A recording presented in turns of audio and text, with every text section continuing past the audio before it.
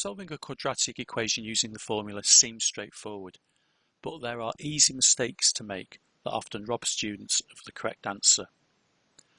At least for now, you're given the formula, so no problems there. But take careful note. Before you use the quadratic formula, your equation must be in this form. One of the most important points here is that it must equal 0 on one side. This first equation isn't equal to 0. Instead, we've got a 4, or more precisely, a plus 4. And so, to get this equal to 0, I'll subtract 4 from both sides.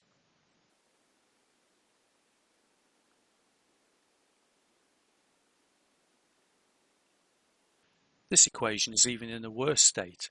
Instead of 0, I've got a plus 2x and a minus 6. So in this case, I'll have to minus 2x from both sides and also add 6 to both sides.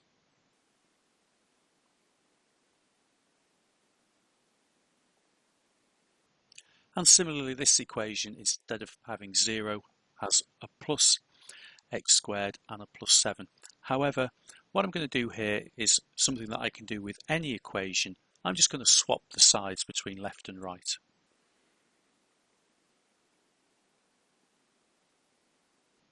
And that makes things a little simpler for me. So instead of a 0 now, I have a plus 3x, so I'll subtract 3x from both sides.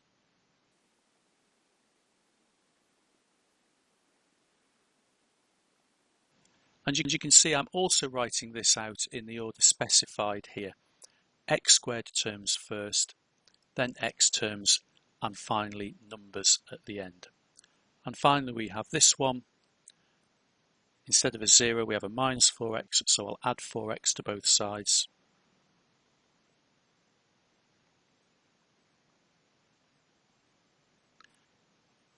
Secondly, this also specifies how to work out the values of a, b, and c that you'll use in the formula.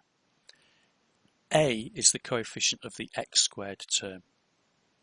B is the coefficient of the x term, and c is just the number with the constant that's left at the end. So in this case, a is plus 2, b is minus 3, and c is minus 10. You might not have written it out in this order, and it's not a crime, but you must remember that a is the x squared term. So in this case, in the second equation, a would be minus 1, b would be plus 4, and c would be plus 6. And in this final case, a is plus 1, and since there isn't an x term, b is 0, and finally c is minus 6. So here's a question. We can see it's a quadratic, so we go straight to our formula sheet. And the first thing we do is copy out the formula.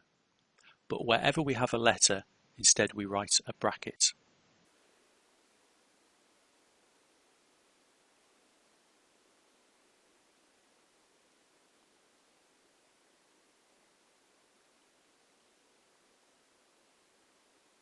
It's absolutely crucial you write out these brackets, otherwise your calculator will give you the wrong answer.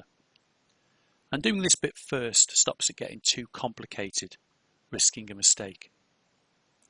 Now take great care when noting the value of a, b and c. A is plus 2, b is minus 2, and c is minus 12. Again, those signs will make the difference between you getting this right or wrong. So be certain to write any minus signs into the formula.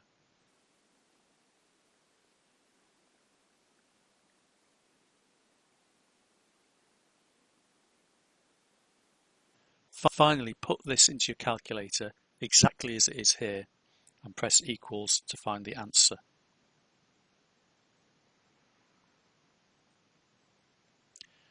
You should get the answer x equals 3.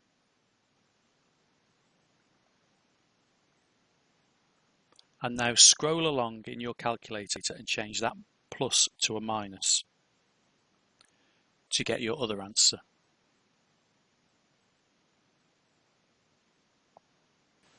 And as always, if you found this video useful, please give it a like.